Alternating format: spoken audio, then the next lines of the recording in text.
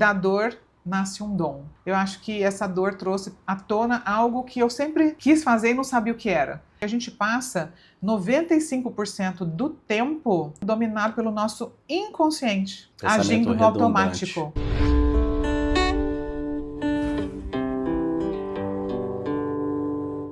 Olá, seja muito bem-vindo a mais um episódio do podcast Empreendedor Estoico. Um podcast onde eu trago pessoas e inspirações para nossas vidas, de como que a gente tem mais equilíbrio emocional, saúde mental. E hoje eu tenho uma pessoa muito especial aqui comigo. Ela é neurocientista, autora de 15 livros sobre o tema de saúde mental, sobre o tema de traumas de infâncias. Tenho comigo aqui uma grande amiga, Thelma Abrão. Seja muito bem-vinda, minha querida. Bem-vinda a esse podcast. Um prazer enorme estar aqui com você, Léo. Que coisa chique te trazer lá dos Estados Unidos para esse podcast. Pois é, uma honra estar aqui trocando com você, que eu admiro tanto. Thelma, tem sido tão incrível. A gente tem uma história longa, a gente já se conhece há muitos anos, muitos e muitos anos. Podemos contar quantos anos, será? Vamos deixar mais pro final. Vamos deixar pro final, senão a gente vai entregar um pouco da nossa idade. É verdade. E a gente faz aniversário no mesmo dia, mesmo né? Mesmo mês. Lembro disso. E a gente se cruzou várias vezes na vida, em outras áreas, e hoje em dia nós estamos, nós dois, fazendo a mesma coisa, né? Que coisa incrível. Buscando, levando para as pessoas equilíbrio emocional, saúde mental. Autoconhecimento. Então, um prazer enorme tê-la aqui. O prazer é meu. E queria que você contasse para as pessoas como que você tem feito isso.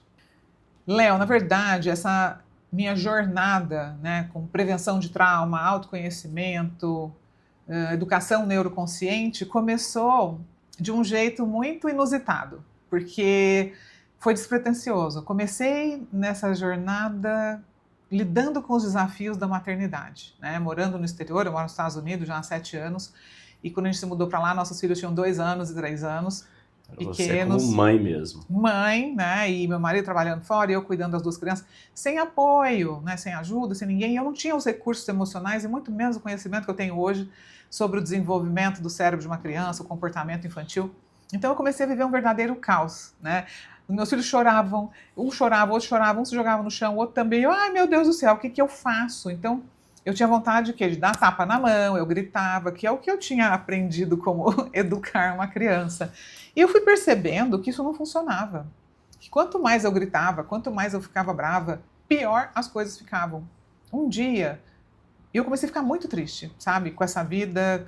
Eu falava, amanhã vai ser melhor. Nossa, amanhã eu vou agir diferente. E eu não conseguia sair disso. E o que é a vida, talvez, da grande maioria das mães, né, Thelma? Pois é, exatamente. É uma dor da grande maioria, porque a gente não sabe cuidar das nossas questões mentais, quanto mais numa terceira pessoa e quanto mais uma criança, né? Exatamente isso.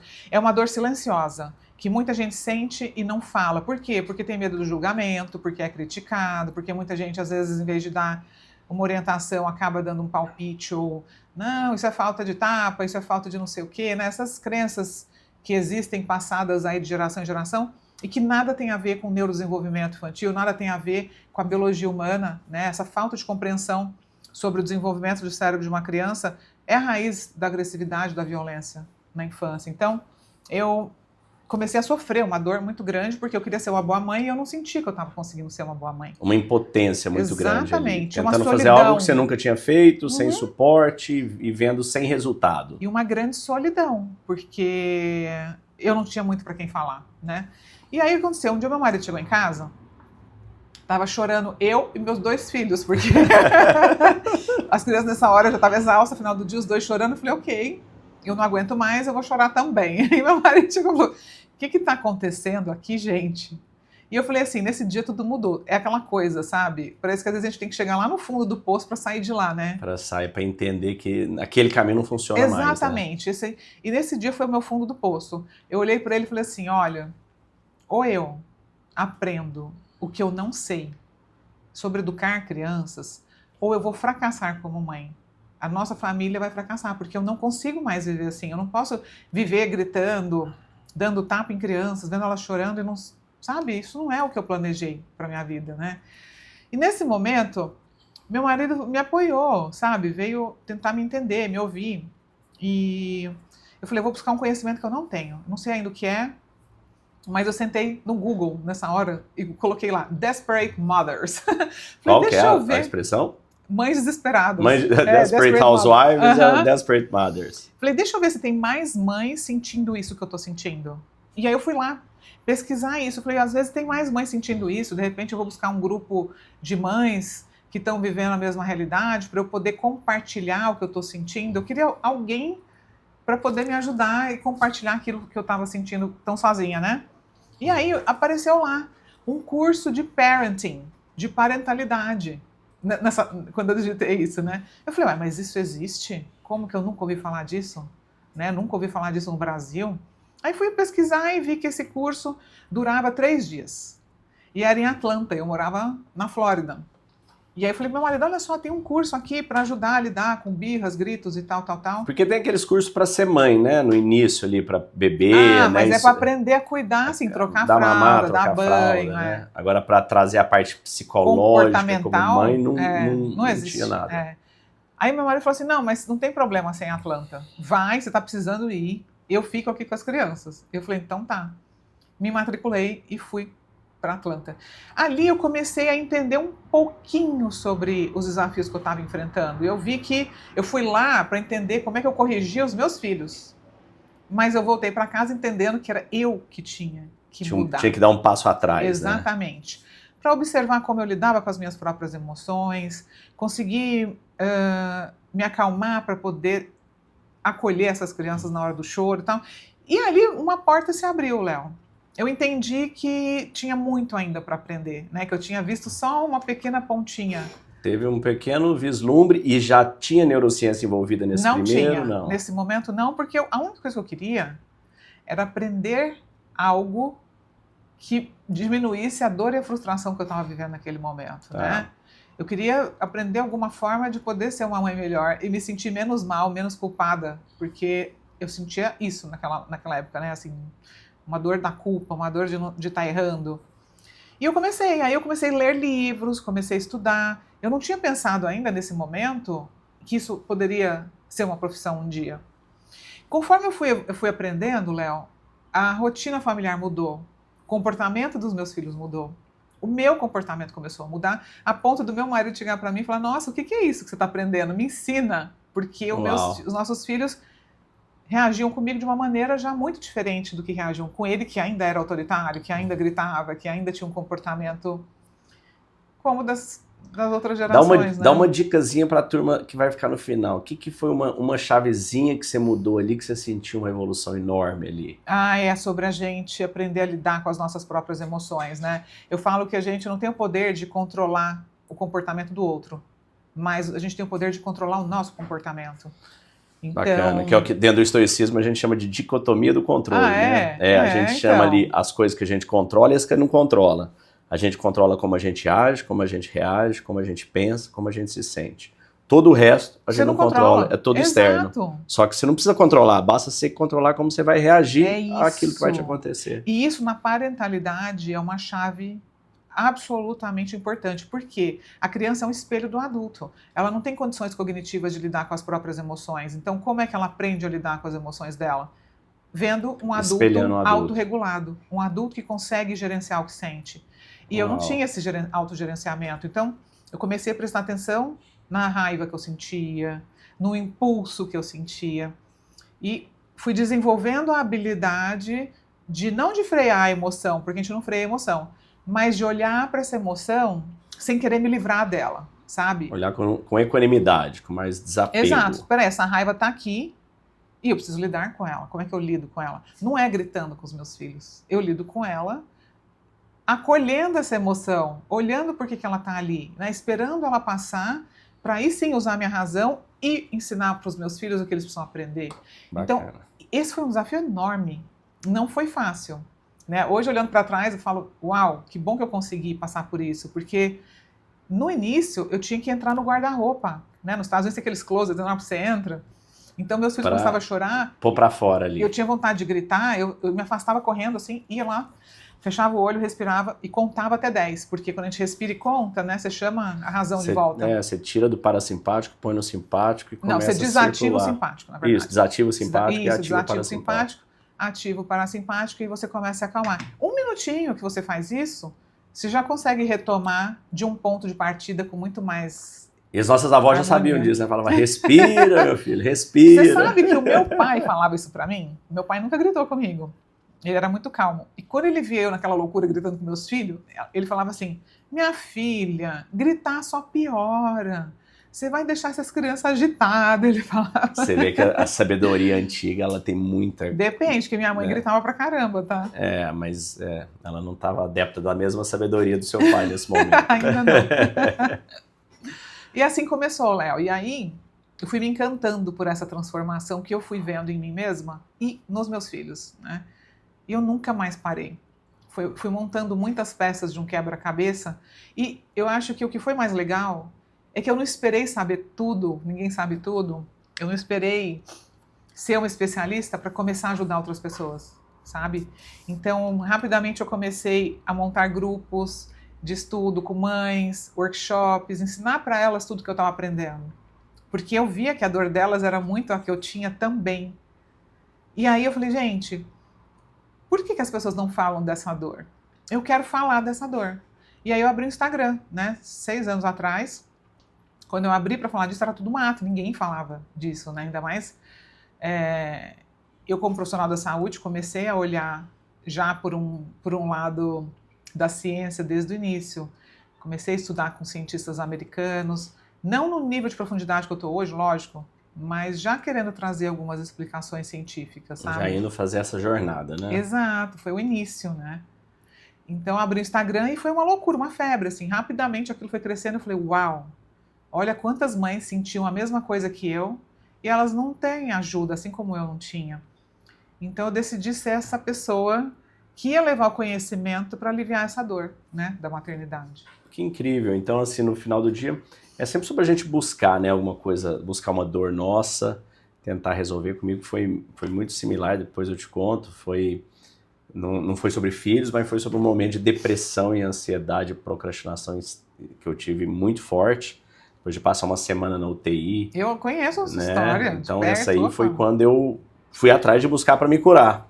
E o engraçado é que eu estou escutando você falar, as verdades, eu digo, elas são sempre as mesmas, né? Então, quando a gente chega numa descoberta, num conhecimento, na verdade, que muitos desses já existem há milhares de anos, a gente simplesmente se conecta a algo que estava ali. E outra pessoa se conecta de outra forma, mas é a mesma verdade, às vezes com uma variação na forma de aplicar. Aí você iniciou, quando que você escreveu o seu primeiro livro? Você já tem 15 livros, né, Thelma? Eu tenho. Então, aí o que aconteceu? Foi isso quando eu comecei a abrir meu Instagram, foi fevereiro de 2019. Eu já tinha passado 2018 nessa busca, né? Eu tinha mudado para os Estados Unidos, eu estava vivendo esse momento de transição de país, de dor, de adaptação e tudo mais. Você já está há quantos anos nos Estados Unidos hoje? Estou há 7. 7 anos. E aí eu montei o Instagram no começo de 2019. E o que aconteceu? Eu passei o ano inteiro postando todos os dias, assim. Eu amava fazer aquilo. Eu fui encontrando ali um sentido muito grande, um propósito muito grande, uma satisfação enorme em poder contribuir e ver como que aquele conhecimento podia transformar as famílias, né? Então, e as pessoas falavam, nossa, eu queria um curso, como que eu posso saber mais? Eu não tinha nada para dar para elas, porque eu estava ali, tipo, fazendo aquilo gratuitamente mesmo, porque eu queria ajudar. E eu queria também... Eu acho que essa troca com mães, era isso que eu estava buscando, uma comunidade, um lugar para eu... Formou uma comunidade ali. Exato, para eu não me sentir só, né? E aí, Léo, ao longo desse ano, eu comecei a pensar, eu tinha que fazer alguma coisa para que as pessoas pudessem entender o que eu estou tentando ensinar. E aí, quando foi final de 2019, eu falei, ok, eu vou escrever um livro. E eu já tinha criado... E pré-pandemia, logo no início da pré-pandemia, Não, escuta, né? Olha como é que foi essa loucura, né? Eu já tinha criado um slogan, pais que evoluem, era o meu slogan. A gente tem que evoluir, a gente tem que quebrar ciclos, né? A gente precisa aprender a fazer diferente. Eu usava isso o tempo inteiro em todas as minhas postagens. E aí, no final de 2019, eu falei, ok, vou começar a escrever o meu primeiro livro. E assim foi. Aí, quando foi em março, eu estava com esse livro pronto, arrumei uma editora para lançar o livro aqui no Brasil. E quando eu vim para o Brasil lançar o livro, Léo, aconteceu a pandemia. Março de 20. Foi março de 2020, exatamente. Estourou a pandemia no mundo. E eu falo que, gente, a gente nunca sabe o que vai acontecer.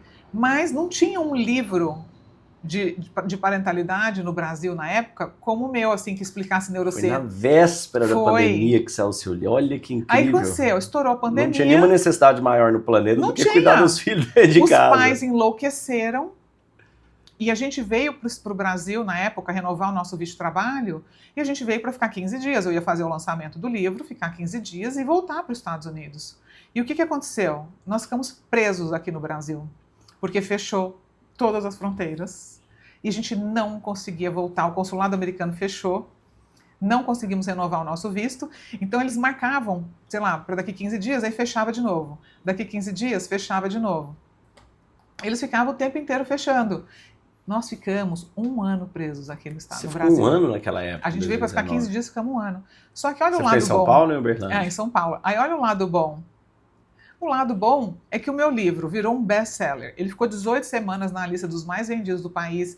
Eu comecei a ir em todos os programas de TV que existiam, em todos os programas de rádio que existiam, porque as mães e os pais desesperaram e eles não tinham recursos para lidar com os filhos. E você estava com o livro pronto na hora exata. O livro pronto na hora certa. Eu falo que o universo conspirou de uma maneira assim absurda. Ele sempre e aí, conspira. Nessa época, eu me tornei notória. Foi quando as pessoas realmente me tornei uma pessoa pública, né? Porque esse conhecimento ajudou as famílias a navegarem nesse mar tão conturbado que foi a pandemia, né?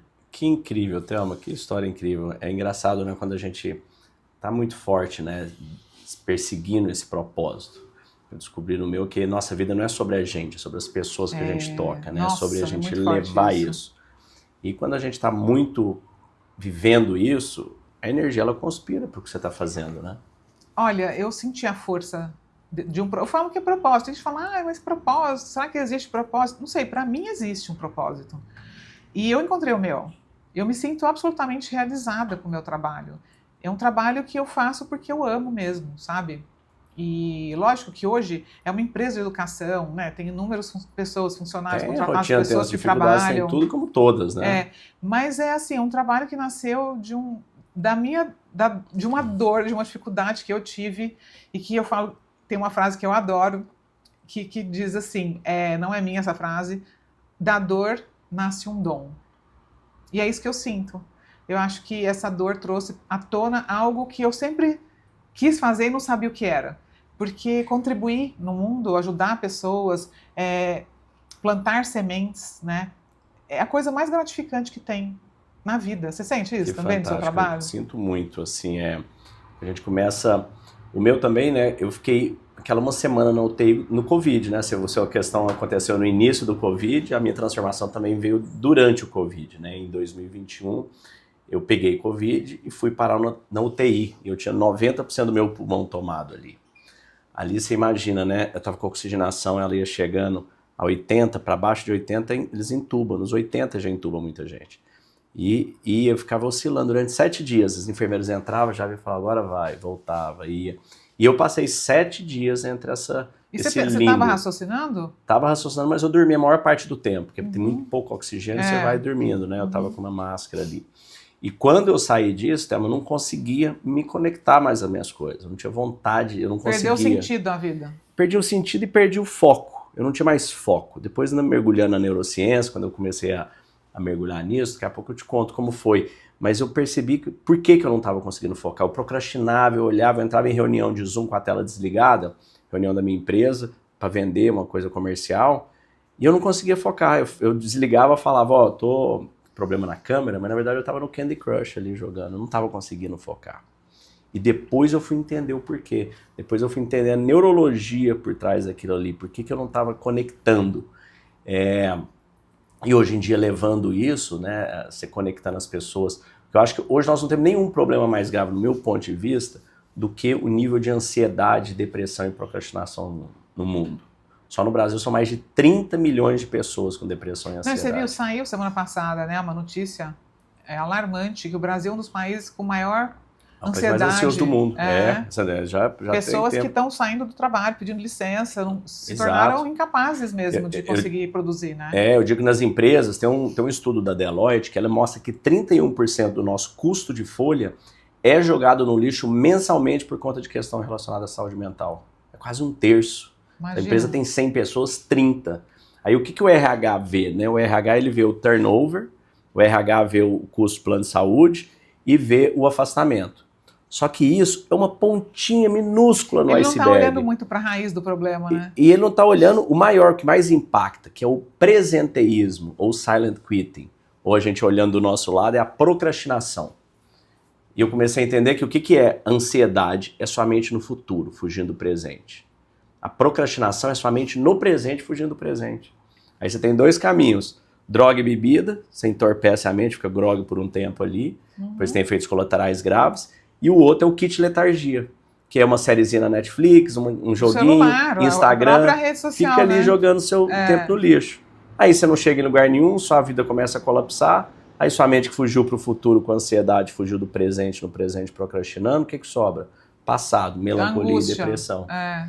Então, tem percebido isso e é muito legal que o que você faz, o que eu faço é a mesma coisa. E deixa eu te explicar um pouco, vamos falar um pouquinho, já que você falou em procrastinação, acho legal, tem algumas formas de olhar para a procrastinação, e eu gosto de olhar também por um olhar da biologia, que é o seguinte, o Stephen Porges, um cientista americano, ele criou uma teoria que chama teoria polivagal. O que isso significa? A gente aprendeu, né, que o sistema nervoso autônomo é dividido em simpático e parasimpático. Mas o que o Dr. Stephen Porges mostrou? Aliás, eu já tive a oportunidade de estar presencialmente com ele nos Estados Unidos, uma pessoa incrível. Entrevistei ele em novembro aqui no Congresso Internacional de Educação Parental e é um homem assim que deixou deixa ainda, né, uma grande contribuição no planeta Terra na compreensão do nosso sistema nervoso autônomo, que inclusive para você também que está nessa área, se você ainda não conhece o trabalho dele, vale super a pena. O que ele descobriu? O sistema parasimpático ele não é simplesmente o parasimpático, ele divide em duas vias, parasimpático ventral e parasimpático dorsal. Então, o que acontece? Quando a gente está vivendo em um ambiente, volta lá para a nossa infância, vai.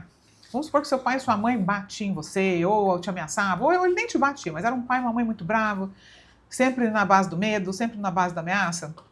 O seu sistema de luta ou fuga, o simpático, era constantemente ativado, certo? Sim. E o que isso faz? Quando ele é constantemente ativado, você entra no modo hipervigilância, né? O teu cérebro começa a buscar por pistas de insegurança o tempo inteiro. Opa, será que algo de ruim vai acontecer?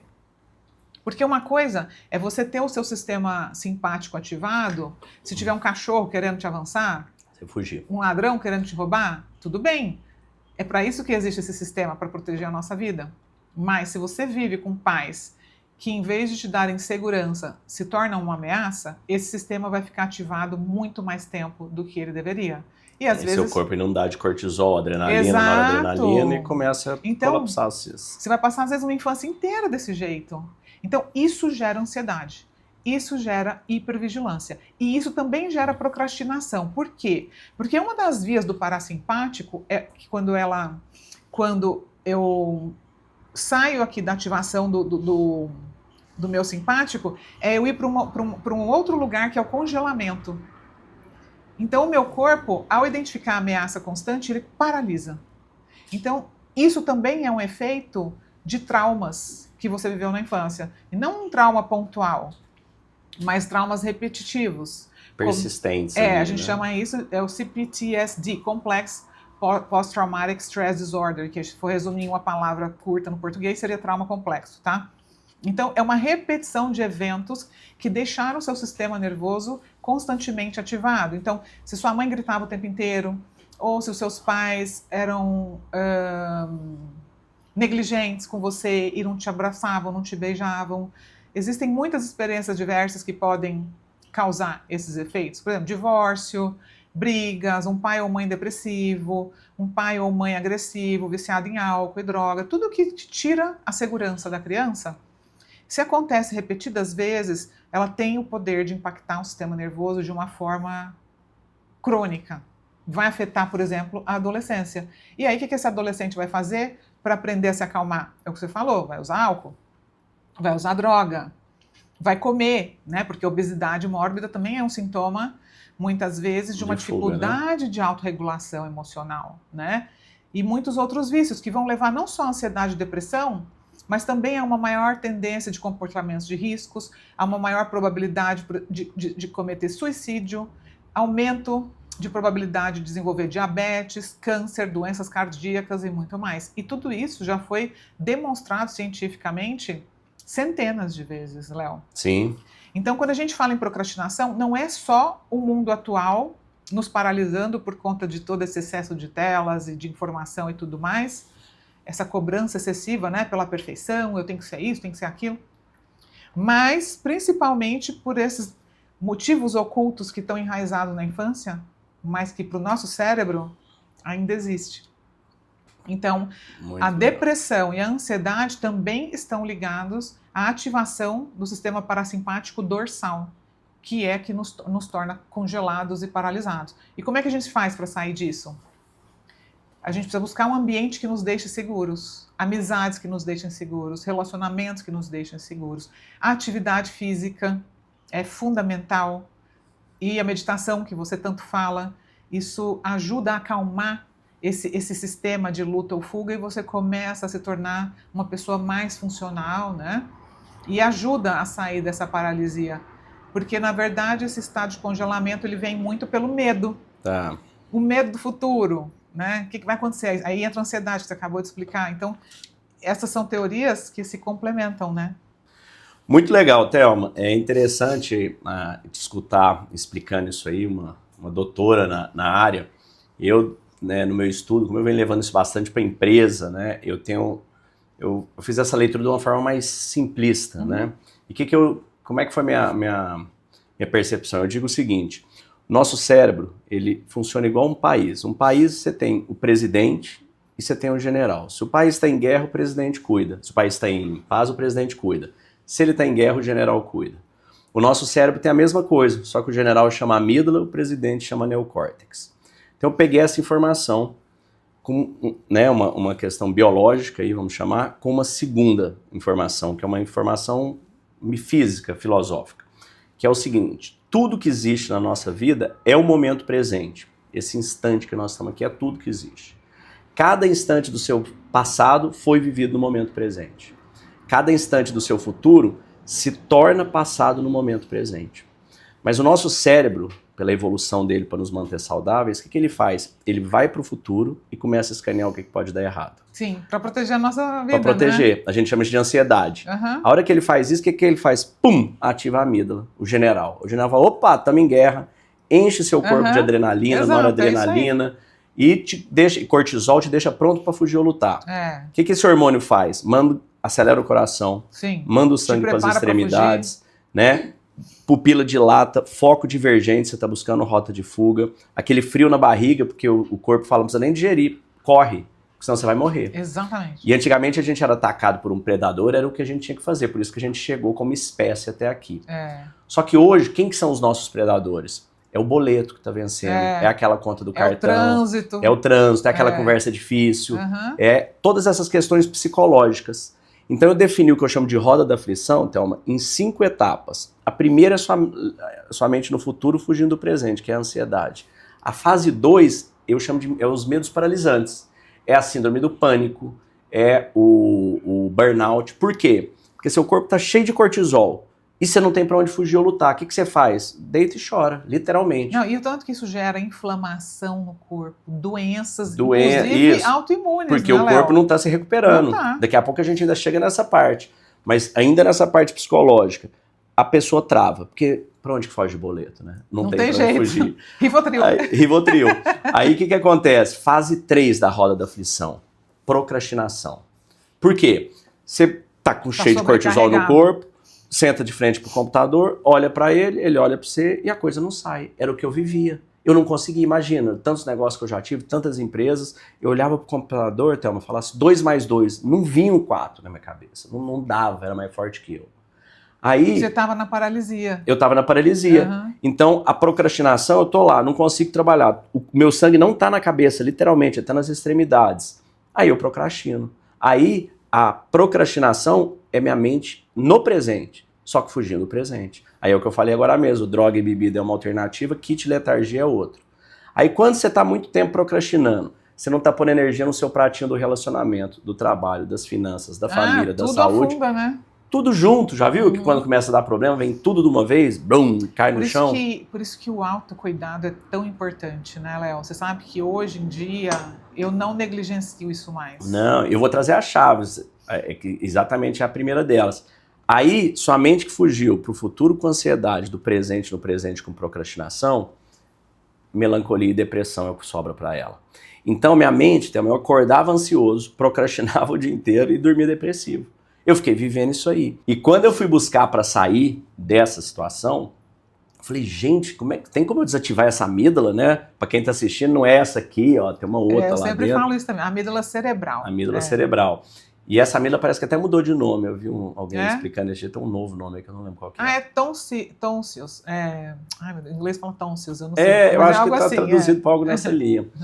Aí eu falei, cara, como é que desativa uma? Como é que eu tiro o cortisol? Porque se eu tirar o cortisol, a adrenalina, noradrenalina do corpo, colocar dopamina, oxitocina, serotonina, eu vou sair desse estado de irritabilidade, de agressividade, de falta de foco, de intolerância. Você tá vendo como as pessoas estão desse jeito? Porque elas estão prontas para a guerra.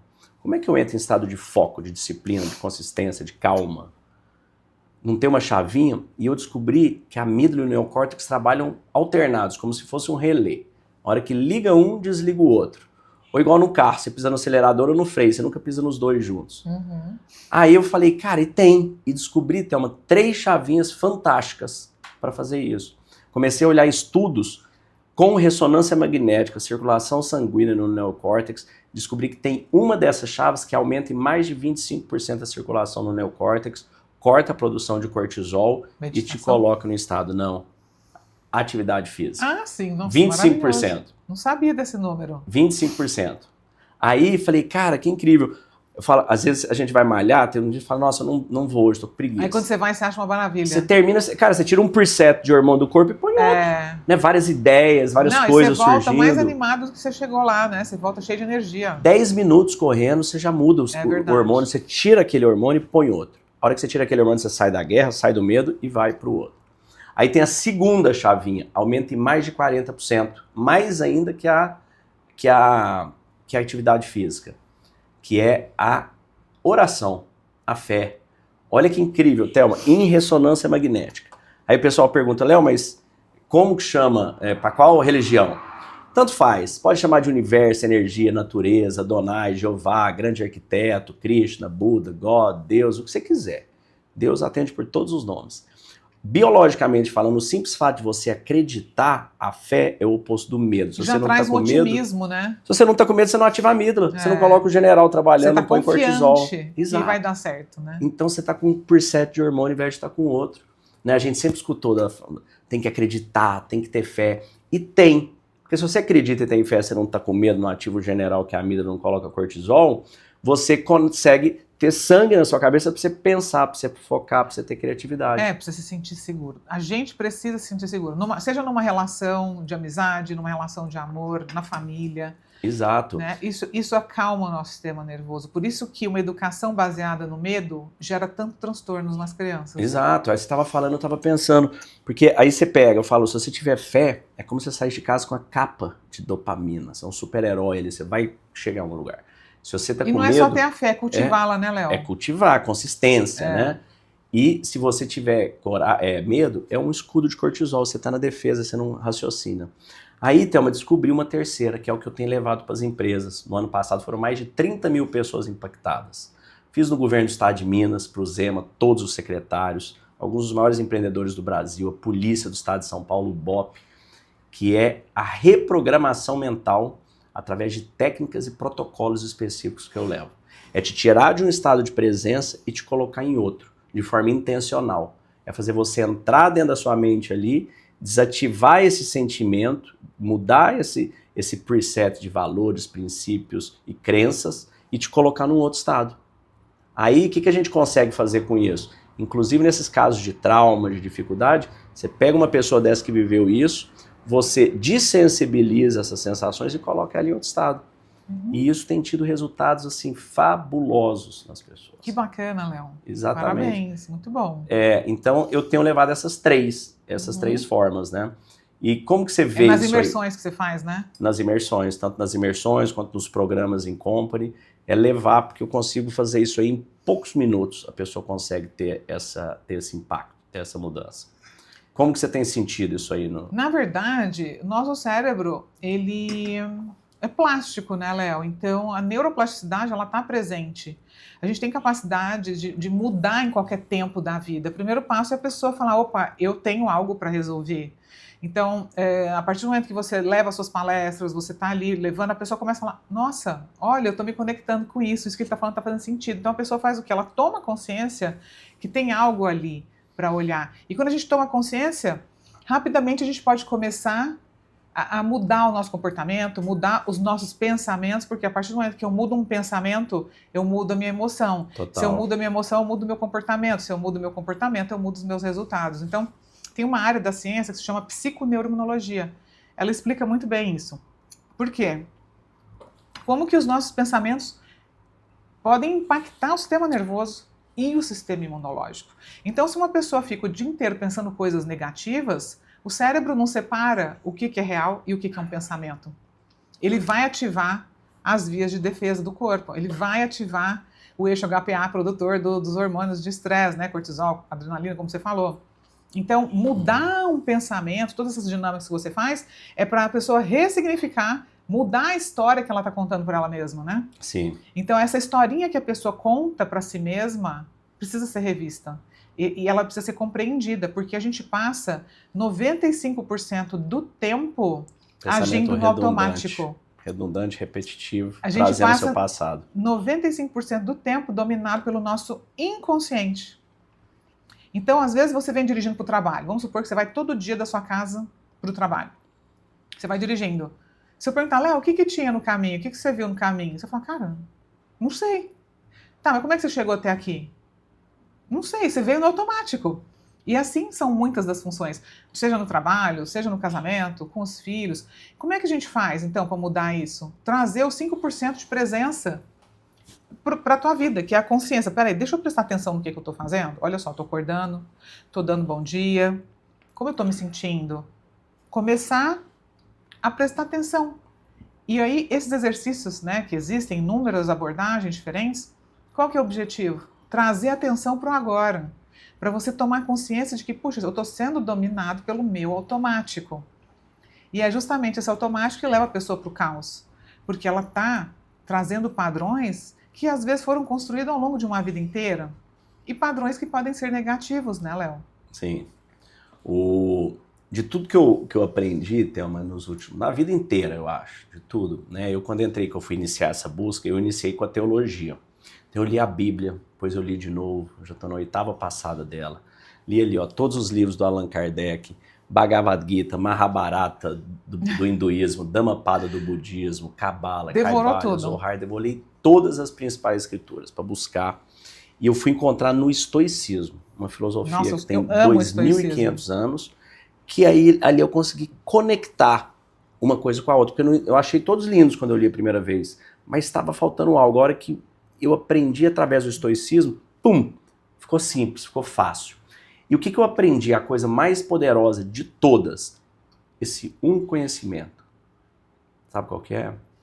Que eu não era os meus pensamentos. Exato! Você se desidentificou deles, né? Isso. Você ficou só vendo eles passarem, irem e virem. Exato. Aí eu comecei a observar os pensamentos. Quando eu descobri isso, eu falei, gente, essa voz, essa gritaria, essa barulheira, essa coisa que eu tô aqui com você, e de repente fala, será que eu paguei não sei o quê? Será que eu transferi? Será que meu filho tá... Não, e esse é o maior desafio, né, Léo? Exato. A hora que a gente descobre isso, eu pergunto, às vezes eu tô numa palestra, aí eu falo, quem aí tem essa percepção que você não é seus pensamentos? Aí uns 10% levanta o braço. A maioria se identifica, né, com o pensamento. A maioria se identifica. Aí o que acontece? O corpo vai responder Ele aquele responde. pensamento. É, o modo automático. Aí eu falo, vamos lá, vou fazer a pergunta de outra forma. Quantos de vocês já não concordaram com o pensamento seu? Aí metade da palestra da turma levanta a mão. Aí eu falo, então tá, agora eu quero todo mundo levantando a mão. Quem de vocês já teve um pensamento que você falou, nossa, que vergonha, ainda bem que ninguém me viu pensando isso aí. Quem de vocês? Aí todo mundo levanta a mão. Aí não tem quem fique para baixo. Eu falo, então perceba que se existe um objeto, se existe um pensamento, que você não tem um observador e tem um pensamento, quem que é o observador? E quem que é o pensamento? postei um vídeo outro dia que é o seguinte, o narrador estava falando assim, ó, vou falar para você. Thelma, pensa na palavra felicidade. Pensa nela, não abre sua boca, não fala nada. Só pensa nela. Você pensou? Perceba que agora você falou algo sem abrir sua boca, sem falar. Foi. E você escutou algo sem usar seu ouvido, sem escutar. Sim. Quem que falou e quem que escutou? Minha mente. Exato. Ou sua alma. Ou esse observador que está aí. Então, quando a gente começa a entender, você imagina o seguinte, que nossos pensamentos são como nuvens. Vão e voltam. Eles vão e voltam. Exato. E nós somos o céu. Nós somos a presença, nós estamos ali. Às vezes é uma nuvenzinha, uma cirrus, às vezes é uma CB, uma cúmulos nimbus, às vezes você está com uma dirigindo, aí você passou o semáforo, pum, veio uma outra e falou, uau, o que aconteceu? O que aconteceu é que a hora que você passou aquele semáforo, você viu de repente a placa de um banco ou de um concorrente seu, aquilo te emergiu um pensamento, um gatilho, e aquele gatilho te ativou a amígdala, te colocou um cortisol e ali você já travou na mesma hora. Mas aí o que é legal da educação emocional? A educação emocional, por que ela é tão importante? Eu falo, a gente como adulto, a gente tem que se reeducar. Sim. Porque você aprende a dominar isso aí. Sim. Hoje, por exemplo, com o conhecimento que você tem, quanto tempo você fica preso num estado negativo? Ah, muito pouco. Quase não entra. Exatamente. Eu também. Sai. Antes eu ficava muitos dias presa numa emoção negativa, num pensamento negativo em algo. Hoje eu falo, nossa, não, para, já mudo a página e entendeu? É só um pensamento. Exato. E você estava falando a questão da saúde, né? Quando a gente começa a entender isso aí, o que é muito interessante é que assim, tem um estudo de Harvard que ele mostra que 27%, a gente consegue aumentar em pelo menos 37% a conversão de venda da nossa equipe, sem contratar um vendedor, sem colocar um CRM novo, sem colocar nenhum método de spin-selling, nada assim. Simplesmente tratando a saúde mental. Isso é um estudo de Harvard. E olha que interessante. O que é venda, né? Conexão. Venda. Hã? Conexão. Conexão, eu falo que venda é transferir entusiasmo. Quando você vende, você transfere entusiasmo sobre aquele produto, sobre aquele serviço ou sobre qualquer coisa, porque a gente está vendendo o tempo inteiro. Você vai vender para o seu marido agora ir num restaurante X, vai vender para o seu filho e fazer faculdade Y, vai vender para o seu amigo sair para assistir um cinema, alguma coisa, vai vender o produto ou serviço. Então, venda é transferência de entusiasmo. E quando você não tem entusiasmo, o que você vai transferir? Você não tem o que transferir. Então, como as pessoas estão vivendo essa roda da aflição, vivendo essa roda de medo, essa roda de cortisol, elas não estão tendo o que transferir. Então, as pessoas estão travadas e isso, o impacto que isso tem no trabalho, nossa, enorme. É brutal. Faturamento, tudo, crescimento. Né? Aquele outro estudo da Deloitte que eu trouxe, 30% das pessoas estão, 30% da folha de pagamento é jogado no lixo. Aí o pessoal fala, o que mais que tem de impacto? Fala, vamos lá. Impacto na criatividade. Outro estudo também feito da McKinsey. Na motivação. Motivação. Fala, criatividade é simples de entender. Fala, imagina que você está andando perto da sua casa, dando a volta no quarteirão, pensando, tendo uma ideia incrível do seu novo negócio. Aí um Rottweiler solta da coleira e corre atrás de você. Não tem como. Você vai conseguir terminar de pensar? Não vai. Sobrevivência é mais importante. Exato. Aí o que está acontecendo? É que nós estamos correndo um Rottweiler 7 dias por semana, 24 horas por dia. Então as pessoas não estão conseguindo. Isso é mais forte ainda em São Paulo, por exemplo, que é uma cidade gigante, né? Que a gente sabe que não tem segurança pública. É trânsito, é o cara que vai te assaltar, é alguém que vai te roubar. As pessoas ficam o tempo todo em estado de alerta, né, Léo? Exato. E a hora que a gente começa a entender, né, Thelma, para a saúde, quando a gente está tendo esse impacto no nosso profissional em tudo, é óbvio.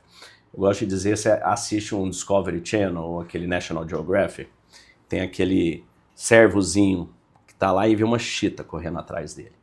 Aí a chita corre atrás daquele servozinho, tem uns que não conseguem escapar, né, é um final imediato ali. E tem alguns que escapam, não sei se você já reparou, às vezes quando ele escapa, deu um tempo a chita desiste, para ali, dá a impressão que ela, se der um pique, chega, mas ela acabou a energia.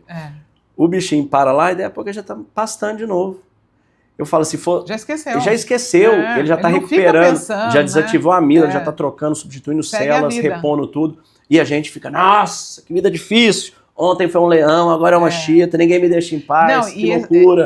A reclamação é um veneno também para a saúde. Você está reclamando algo que foi negativo. E você está né? repetindo para você o tempo inteiro aquilo que te incomodou. Né? Então, trocar a reclamação pela gratidão é um exercício poderoso também. Ali dentro das nossas lentes, né, Thelma, a primeira lente é a da gratidão, o amor fati. Exatamente, eu falo, a gratidão é o que te tem Ela te mais cura. força para te tirar de qualquer estado. Exato. É você entender que você já tem tudo que você precisa.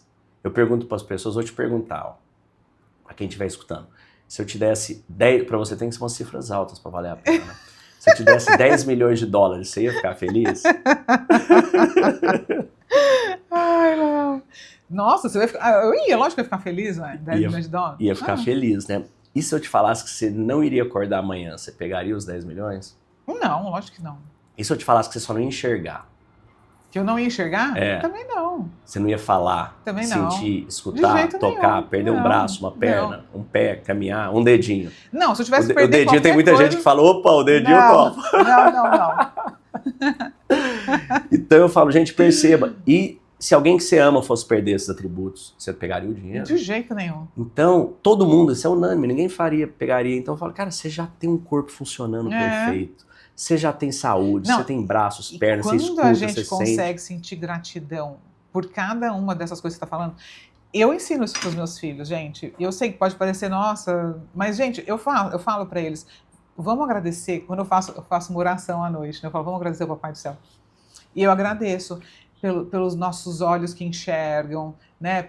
Pelas nossas pernas que caminham, por tudo. Eu vou agradecendo por cada parte deles, né? Por ter uma cama quentinha para deitar, porque é muito fácil, Léo, ainda mais num mundo tão consumista como os Estados Unidos, onde tudo é tão fácil, onde tudo é tão acessível, uma criança crescer no mundo achando que é assim, que não vai ter desafios, que não vai enfrentar dificuldades. Então, eu preparo meus filhos para o mundo desenvolvendo neles gratidão, resiliência, esforço, alto senso de capacidade, autoestima. Porque se a gente aprende gratidão desde a infância, imagina como a gente economiza um longo caminho de dor ao longo da vida e de angústia. Tudo, então, muda tudo. Para mim muda completamente tudo. Se todos os pais ensinassem a gratidão para os filhos como uma prioridade, a gente teria muito mais saúde mental na vida, né? Muda o mundo, só isso aí, você já sai do modo escassez, já sai da amígdala, já sai do cortisol, já entra no modo criação. Essa semana eu tive aí alguns pepinos no trabalho, na equipe e tal, e vim para cá, uma agenda corrida, e eu falei, opa, eu tenho duas opções aqui. Uma é ficar muito angustiada, porque eu saí do meu ambiente, tipo, vim para São Paulo a trabalho, ou olhar para isso como uma oportunidade de aprender, de ajustar, e na próxima vez as coisas acontecerem de outra forma. E é lógico que eu escolhi a segunda opção, né?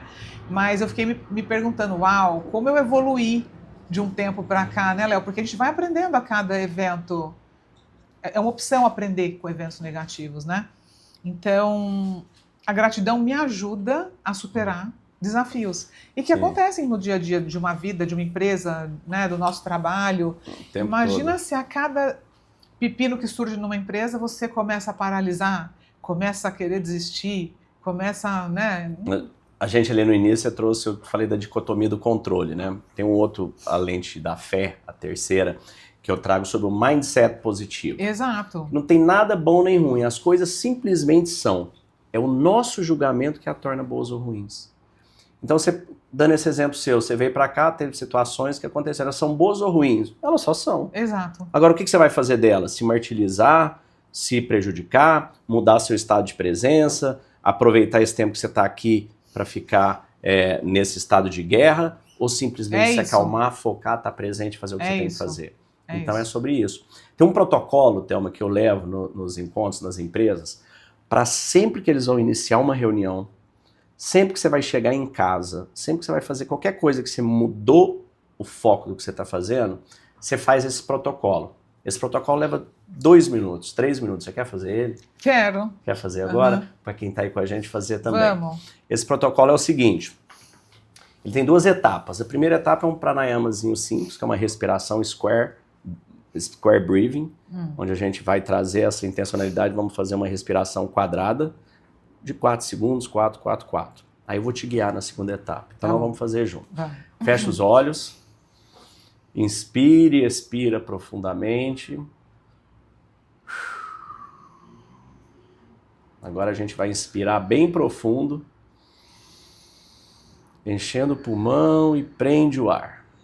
2, 3, 4, solta o ar, esvaziando, esvaziando.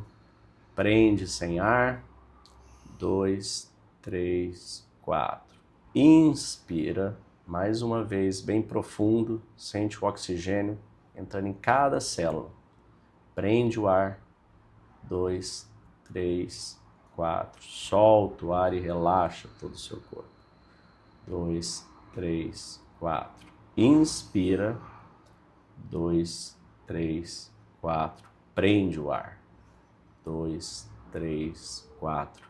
Solta e relaxa completamente. Sinta agora todo o seu corpo relaxado, do topo da cabeça à ponta dos pés. Sinta seus olhos relaxando, bem suaves, eles vão fechando, colando. Quase como se estivesse naquele momento onde você quer tirar uma soneca. Seus olhos vão ficando bem pesados, cada vez mais relaxados. Você se permite relaxar ainda mais. E agora eu vou contar de 3 a 1. E ao contar 1, você estará no nível mais profundo de relaxamento. Você vai sentindo o seu corpo todo relaxar. Muito bem. 3, você vai entrando no nível mais e mais profundo. O nível alfa de meditação. Todo o seu corpo está desligado. Todos os seus sentidos estão apenas na minha voz e na sua respiração. 2, você está no nível mais e mais profundo. Cada vez mais relaxada. 1, muito bem. Você está no nível mais profundo de meditação. Agora você vai visualizar um ponto de luz no seu coração.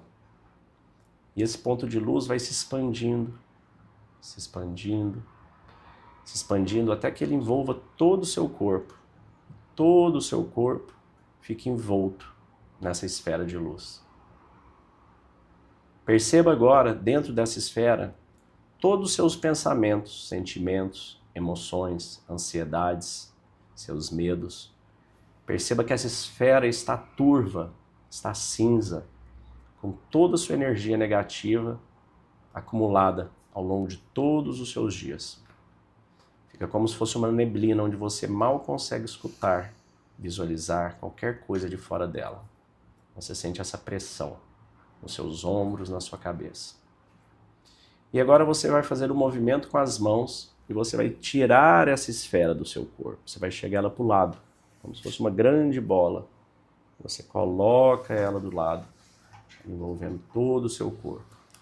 E agora, imediatamente, você sente uma completa leveza no seu corpo. Uma completa calma. Perceba seus ombros mais relaxados. Perceba a leveza na sua mente, na sua respiração. Perceba a clareza de tudo. E agora você vai novamente visualizar uma segunda esfera, iniciando com um ponto de luz no seu coração. E ela vai se expandir mais uma vez até cobrir todo o seu corpo. Você está envolta nessa nova esfera de luz. E agora nessa esfera existe apenas este momento, este instante. E o que você está fazendo aqui e agora. Inspire, expire, sinta essa leveza, sinta esse foco. Sinta essa esfera te protegendo de toda energia negativa. Você está radiante, focada e tranquila. Inspira, expira. E agora eu vou contar de 3 a 1. E ao contar 1 você estará de volta. Mais conectada, tranquila, se sentindo muito melhor do que antes. 3, você vai voltando, vai sentindo toda a energia circular no seu corpo, do topo da cabeça à ponta dos pés. Cada célula sua se ativa. Uma energia enorme que vai te circulando. 2, cada vez mais e mais desperta, cada vez mais presente. 1, você está de volta, conectado e presente, é se muito sentindo bom. muito melhor do que antes. Esses exercícios são ótimos. Você tem que gravar isso pra mim, Léo, eu vou ficar ouvindo. Eu tô fazendo toda terça, quarta e quinta, das 6 às 6:30 da manhã, no Instagram e no YouTube. Que legal! Esses protocolos. Esse é um protocolo de foco. Você viu como ele foi rapidinho? Muito. Eu aconselho que sempre que você... O que acontece? Quando a gente chega em casa, quando você sentou numa reunião de marketing, de mídia, aí você tem lá 5 pessoas. Cada uma dessas pessoas está com seus problemas, suas questões acontecendo na sua mente. ela está te dando 5% da atenção dela, 10% da atenção dela.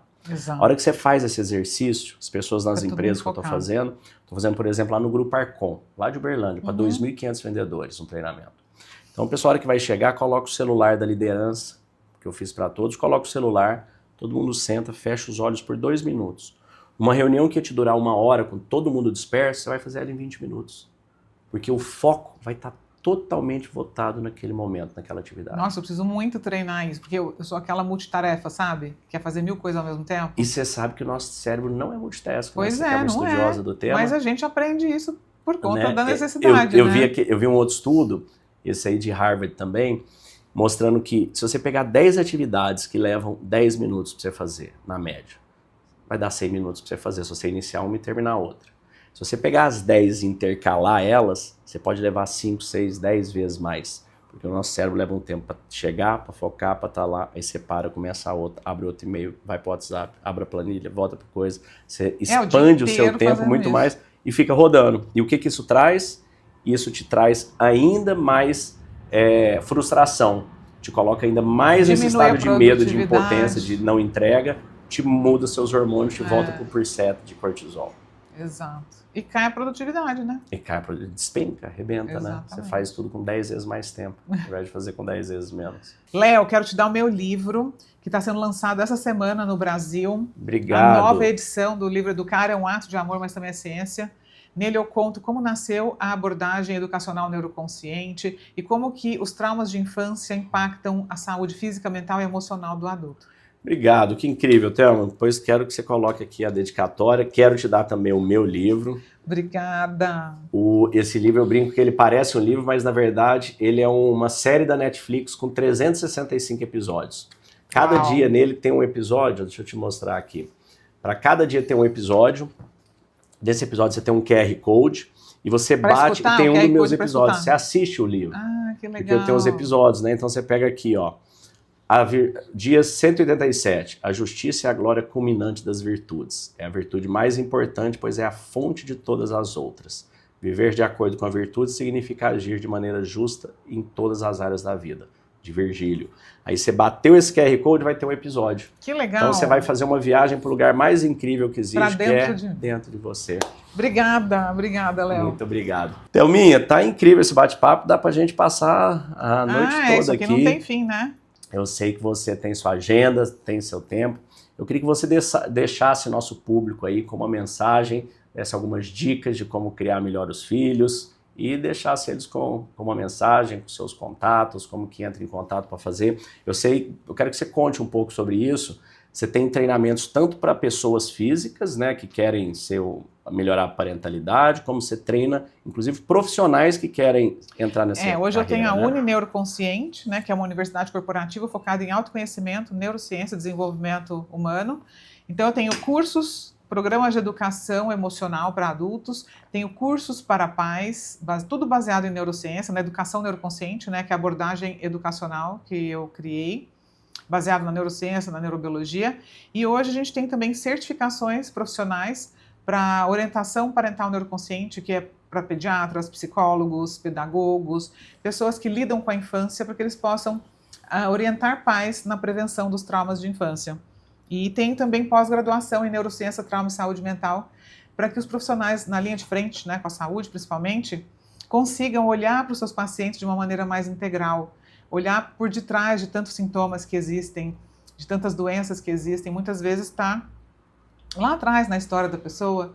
Então, estou muito feliz de poder dar esse passo. É a primeira pós-graduação no Brasil nessa área. A gente tem professores internacionais, especialistas também, reconhecidos mundialmente. Então, é isso. Quem quiser saber mais, visita o meu Instagram, thelma.abraão, e vai ser um prazer receber vocês do lado de cá.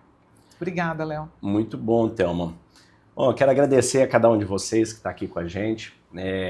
O estudo, né, da neurociência, do cérebro, da saúde humana é algo que, como disse Sócrates, né, lá atrás, só sei que nada sei. É tudo muito...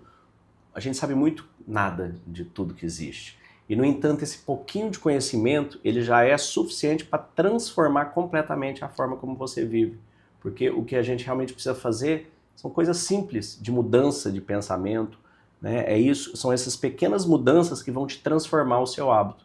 Então a Thelma trouxe ali um tema muito interessante que é tudo inicia no pensamento. Se você quer mudar suas palavras, muda seu pensamento. As suas palavras vão definir suas ações. As suas ações vão definir seu estado de presença. Suas sensações nada mais são do que a reação do seu corpo para o que você está sentindo, né? Os hábitos, o que são? É uma repetição das ações. O caráter é uma coleção de hábitos. Então perceba que qualquer coisa que você quiser mudar, você tem que mudar no pensamento. Tudo começa aí, né? Tudo começa e termina no pensamento. O mundo é mental. Então, quero deixar aí para vocês, procurem a Thelma para vocês buscarem aperfeiçoar mais nisso, para vocês levarem isso para suas famílias. Se vocês quiserem levar esse tipo de treinamento também para suas empresas, entre em Léo Simão Estoico no Instagram, ou mande e-mail para leosimão@calmadamente. E a gente tem levado isso ativamente para as maiores empresas do Brasil, trazer mais performance de venda, mais conexão, menor queda de engajamento, trazer essa conexão.